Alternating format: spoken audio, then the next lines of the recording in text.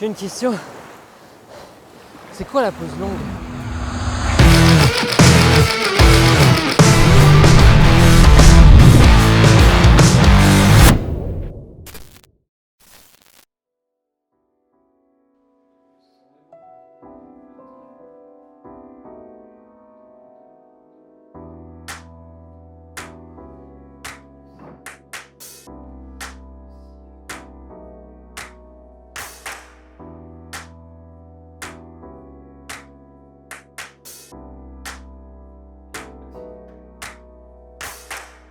Il existe de nombreuses façons de capturer l'imaginaire en photographie. Et en général, ce que l'œil ne voit pas est toujours plus intriguant. Et aujourd'hui, pour nourrir votre iris de la plus belle des façons, on va parler de la pose longue. La pose longue, c'est ça. Ok, la mer est étrangement lisse, n'est-ce pas? Eh bien, c'est normal, parce que en pose longue, tout sujet en mouvement devient flou. Attends, pourquoi est-ce que plus tu bouges, plus c'est flou? Eh bien, c'est normal, parce que pour comprendre, il va falloir qu'on se penche un petit peu plus sur le capteur d'un appareil photo. Et je vais avoir besoin de 2 minutes. Ok, imaginez que à droite, ce petit bout de papier, c'est un capteur d'appareil photo. À gauche, on a un réel capteur. Sur un appareil photo réflexe, comme celui qui est à gauche de l'écran, quand j'appuie sur le bouton de l'appareil photo, un clapet s'ouvre, la lumière rentre et le clapet se ferme. Tout ça en moins d'une seconde. Attention, 3, 2, 1, et voilà, on a pris une photo. Le clapet s'est ouvert, la lumière est rentrée, il s'est fermé, on a une photo. Ok, maintenant on refait la même chose, mais en laissant le capteur exposé un tout petit peu plus longtemps. 1, 2, 3, ah, la photo devient blanche. C'est normal? Oui, c'est normal. Le capteur a été exposé beaucoup plus longtemps à la lumière, donc tous les photons sont rentrés, le clapet s'est refermé, et on a une photo blanche. En gros, plus mon capteur reste ouvert, plus il absorbe la lumière. Ok, maintenant, imaginons que mon sujet va se déplacer et que je laisse ouvert mon capteur pendant plusieurs secondes. Et ben voilà, ça fait une photo toute dégueulasse. Et c'est exactement ce phénomène-là qu'on va utiliser pour faire des photos un petit peu plus artistiques. Ok, reprenons la photo du début. Pour faire cette photo, je suis parti à la plage, déjà il faut avoir une plage, et un trépied. Super important le trépied. Si vous n'avez pas de trépied et que vous tenez votre appareil photo comme ça et que vous laissez ouvert le capteur longtemps, la photo va être toute floue vu que tout sera en mouvement. Donc il faut absolument un trépied, c'est indispensable. Mais l'une des techniques les plus intéressantes qui utilise la pose longue, c'est le light painting. Et c'est exactement ce que j'ai essayé de faire avant de tourner cette vidéo.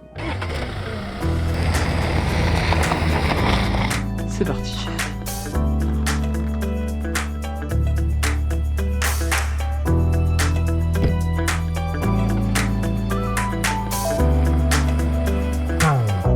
Voici ce que ça a donné.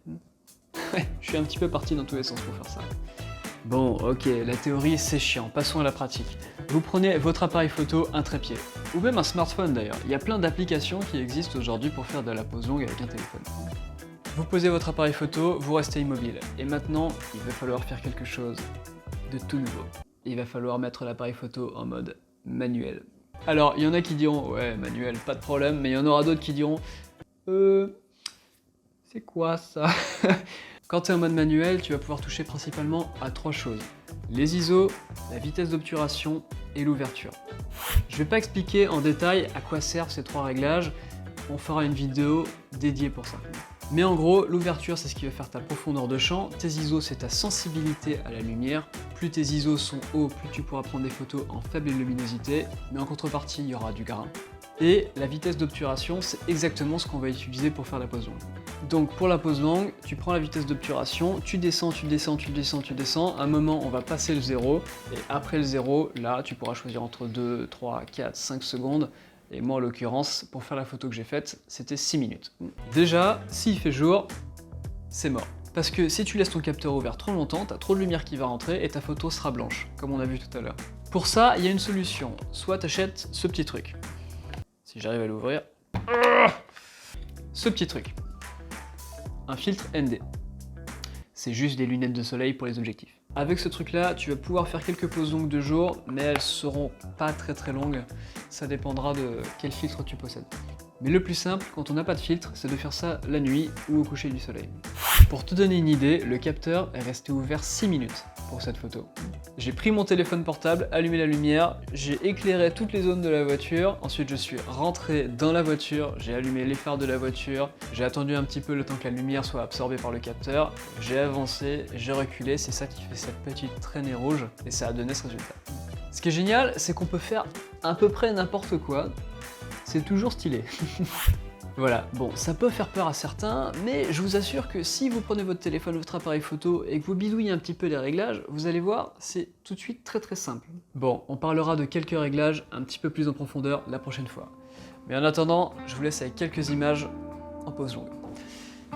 Et moi, je vais boire une bière. Salut!